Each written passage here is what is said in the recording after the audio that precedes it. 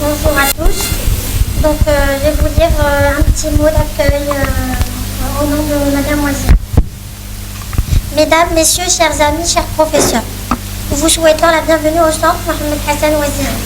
Aujourd'hui, nous débutons la deuxième série de nos conférences qui s'étendront jusqu'à l'été prochain.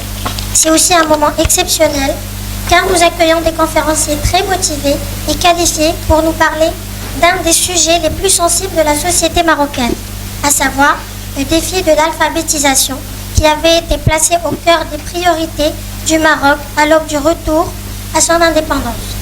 Nous savons à quel point mon vénéré père, Mohamed Hassan Ouaziani, avait placé l'éducation parmi la priorité des priorités pour que le Maroc nouveau puisse entrer dans la communauté des nations maîtresses de leur destin.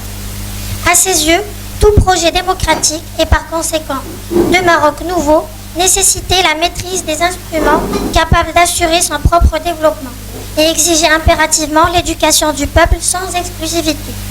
On sait où nous en sommes aujourd'hui. L'objectif est loin d'avoir abouti, même si des résultats positifs ont été atteints. Or, les conférenciers de ce jour, M. Mouawiya et Abdelmoumene Moukrit, sont doublement qualifiés. Ils sont en effet les fils de M. Mohamed Moukrit, qui a été un fidèle compagnon de Mohamed Hassan Ouaziani, membre du bureau politique du PDI, membre de l'Assemblée consultative, désigné par Mohamed V. Si Mohamed Moukrit était lui aussi un fervent partisan de l'éducation et de la démocratie, j'en garde personnellement un très vif souvenir. Il suffit de lire ses discours devant l'Assemblée consultative et ailleurs pour se convaincre de la foi qu'avait cette équipe dirigeante du PDI dans l'urgence d'une éducation moderne, condition d'une démocratie marocaine. Le thème proposé sur l'alphabétisation, non seulement des enfants, mais surtout des adultes et des femmes encore analphabètes, est au cœur des préoccupations de notre centre, qui s'est fixé comme objectif de travailler au développement humain.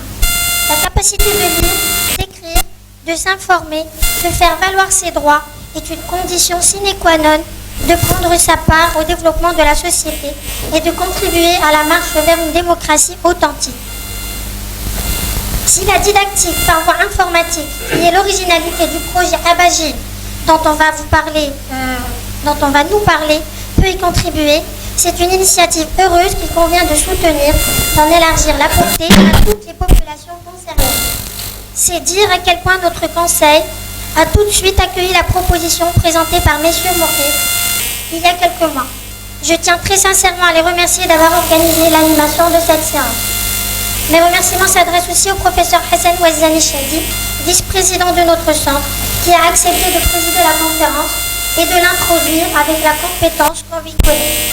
Je félicite les personnes apprenantes, vous les rencontrerez tout à l'heure. Il s'agit de Mme Isra Chafri, Amina Zenfi et Aisha Altini, j'espère avoir bien dit leur nom, d'avoir accepté de faire la démonstration de la réussite de leur apprentissage et de la langue grâce à l'outil informatique présenté. Et je remercie vivement leur formateur, M. Hamid Ziati, pour le travail fourni. Le centre Mohamed Hassan Ouaziani souhaite la bienvenue à tous les intervenants ainsi qu'à tous les participants qui ont bien voulu se déplacer pour s'informer du projet Abagil et pour en discuter en toute liberté.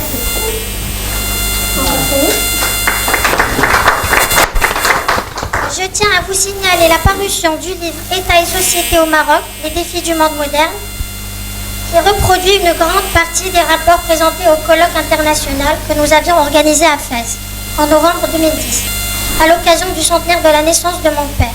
Le livre est distribué par sa presse et il peut être acheté ici au centre pour la modique somme de 100 dirhams. Toutes nos conférences débats sont enregistrées et mises en ligne sur le site Mohamed Hassan Ouaziani, où vous pouvez consulter toute l'œuvre numérisée de mon père.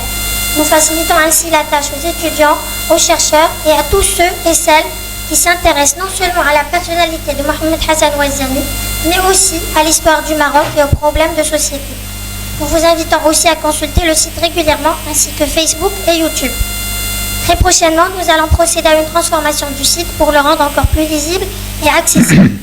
Par ailleurs, nous vous signalons que vous pouvez acquérir les publications que nous avons placées sur les tables, y compris la dernière parution. C'est derrière moi. Enfin, vous savez que le Centre Mohamed Hassan Ouaziani pour la démocratie et le développement humain est une association dont vous pouvez devenir membre. Notre collaboratrice, Mathilde Bonada, moi-même, que nous tenons à remercier pour son engagement et l'organisation de cette conférence, se fera une joie de vous procurer une carte de membre en échange d'une modeste cotisation de 100 dirhams par an. Celle-ci vous permet d'acquérir gratuitement une publication annuelle en plus de la documentation concernant toutes les activités de notre centre. Enfin, il me reste à excuser plusieurs personnes qui ont été empêchées de se joindre à cette journée et qui se sont excusées.